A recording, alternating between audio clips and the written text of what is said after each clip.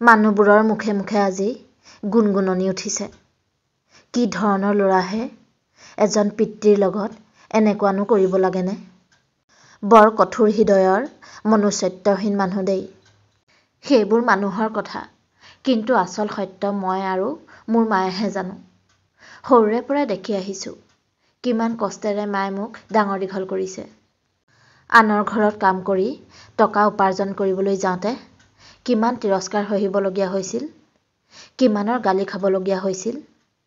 নিশা হ'লেই মোক বুকুত সুমুৱাই মায়ে কান্দিছিল কথাবোৰ কৈ কৈ। মাৰ দুখত দুখী হৈ অজানিতে মোৰো দুচকু ভৰি পৰিছিল। মানুহে যেতিয়া লক্ষ্য স্থিৰ কৰি লয়, কঠোৰ সংগ্ৰামকো নেওচি আগবাঢ়ি যাব পাৰে জীৱন পথত। মাৰ প্ৰধান লক্ষ্য আছিল মোক মানুহ কৰি গঢ়ি তোলা।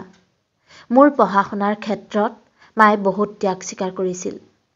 মোৰ সকলো কথা মনত আছে। এদিন আমাক দেউতাই ঘৰ-বাৰী বিক্ৰী কৰি ঘৰৰ পৰা উলিয়াই দিছিল। সেই তেতিয়াৰে পৰা অগাধ সম্পত্তিৰ গৰাকী হৈও আমি পথৰ ভিক্ষাৰী হৈ পৰিলোঁ। তেতিয়াৰে পৰা কঠোৰ সংগ্ৰাম কৰি আহিছে মায়ে মোৰ মুখলৈ চাই। মোৰ ওপৰত মাৰ অগাধ বিশ্বাস আছিল আৰু ময়ো যিমান পাৰোঁ মাৰ বিশ্বাস ৰাখিবলৈ যত্ন কৰিছিলোঁ। মাৰ বিশ্বাস আৰু কঠোৰ সংগ্ৰামৰ এদিন জয় হৈছিল, যিদিনা মই এজন ডাক্তৰ হৈ ওলাই আহিছিলোঁ।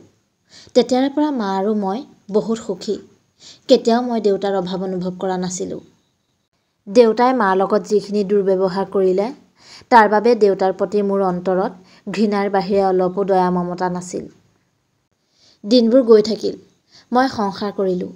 বোৱাৰী নাতি নাতিনীৰে সৈতে মা এতিয়া দুগুণ সুখী হৈ পৰিল। কিন্তু সিদিনা অকস্মাতে অহা এটা ফোন কলে মোৰ জীৱনটো খেলিমেলি কৰি দিলে। হেল্ল', কোনে কৈছে? মই তোৰ পাপা। কোন পাপা? তোৰ দেউতাৰ আকৌ। হয়, কওকচোন। মই তেনেদৰে কোৱাৰ লগে লগে সেই ব্যক্তিজনে মোক বাৰে বাৰে বুজাব খুজিছিল তেওঁ যে মোৰ দেউতা। ময়ো বুজিছিলোঁ সেই ফোনটো যে মোৰ দেউতাৰেই আছিল। কিন্তু মই তেওঁক চিনি নোপোৱাৰ ভাও ধৰিলোঁ। মোৰ মনটোৱে নকলে তেওঁক পুনৰ দেউতা হিচাপে গ্ৰহণ কৰিবলৈ। জীৱনৰ যিখিনি সময়ত তেওঁক প্ৰয়োজন হৈছিল, সেই সময়তেই তেওঁ আমাক এৰি থৈ গৈছিল। সেই সময়ত তেওঁৰ সকলো আছিল বাবে হয়তো কাৰো প্ৰয়োজন হোৱা নাছিল।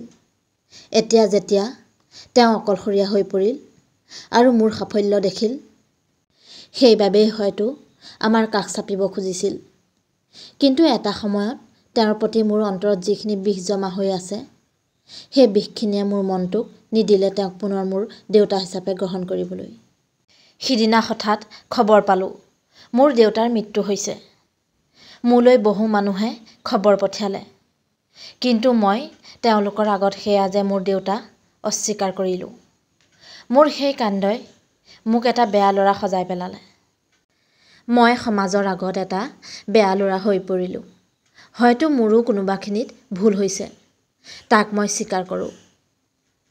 আচলতে যি ভুক্তভোগী তেওঁহে মোৰ মনৰ অৱস্থাটো বুজিব পাৰিব।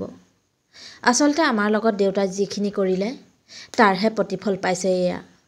যিয়েই নহওক, শেষত ইয়াকেই কওঁ, কোনো সন্তানৰ লগত যাতে এনে নহওক।